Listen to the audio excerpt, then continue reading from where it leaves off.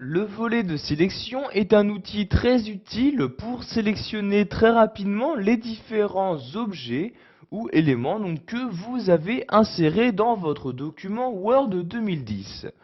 Tout d'abord, comment afficher ce volet de sélection?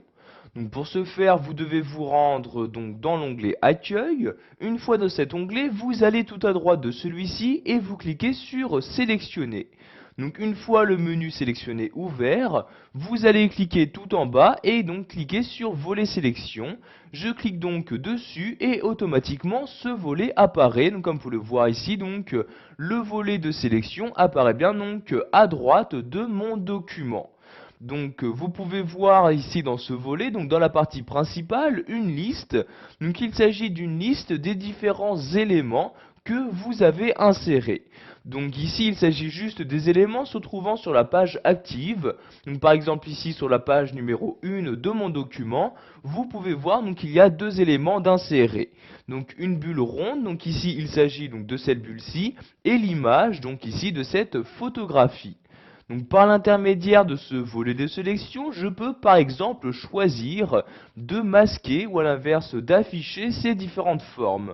Si par exemple je souhaite ici masquer la photographie, je clique sur ce bouton-là. Je clique, voyez l'œil qui disparaît maintenant de ce carré et en même temps la photographie qui a disparu de mon document.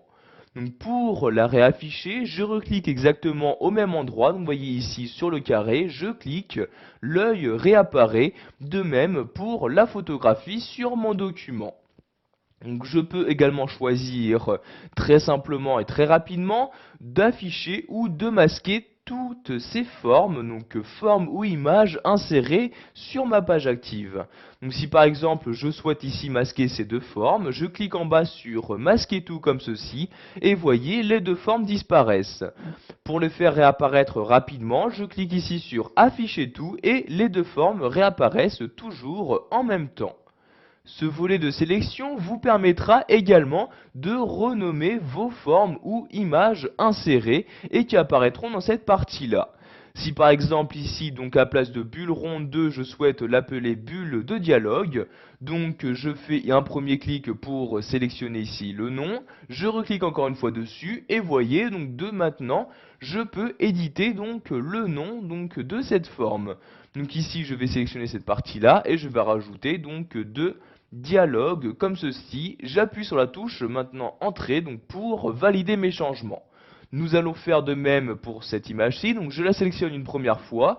Vous voyez ici, une fois que je clique, l'image 1 est sélectionnée. Et vous pouvez voir que celle-ci est également sélectionnée dans mon document. Je reclique maintenant sur image 1 et voyez, je peux de nouveau éditer le nom de cette forme.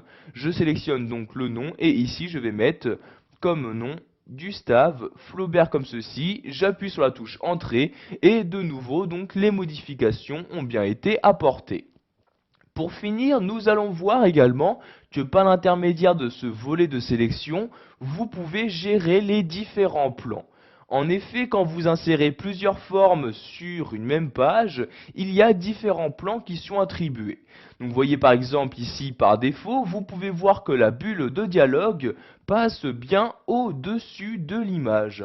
Si vous souhaitez que ce soit l'inverse, par exemple ici la photographie qui apparaît au-dessus de cette bulle de dialogue, je vais ici sélectionner la photographie comme ceci et je vais cliquer maintenant en bas sur la flèche du haut pour l'avancée d'un plan.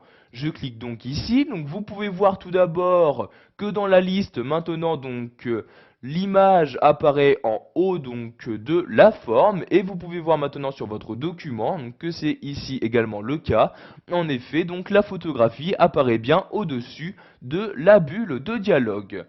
Ici nous allons de nouveau modifier, changer le plan pour faire apparaître la bulle de dialogue au-dessus de l'image.